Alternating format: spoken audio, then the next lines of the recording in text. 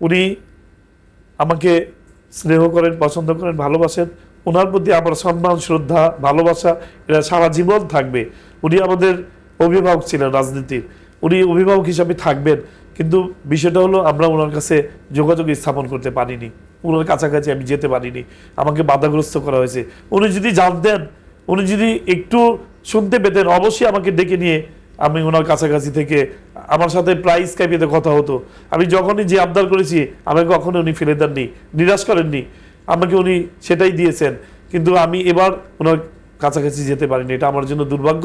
এবং যারা আমাকে যেতে বাধাগ্রস্ত করেছে এটা তাদের ব্যাপার। আমি চাই যে আমার মতো কোনো কর্মী যাতে এই প্রতিহিংসার শিকার না হয়।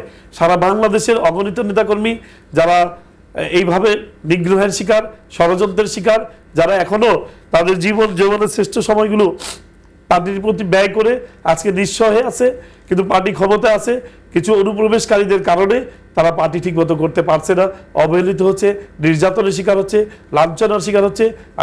আমি পার্টির প্রধানমন্ত্রীকে অনুরোধ করব তাদের বিষয়ে অবশ্যই আপনি তাদের প্রতি সুদৃষ্টি দিবেন, না হয় তারাও কিন্তু একসময় হারিয়ে যেতে বাধ্য হবে।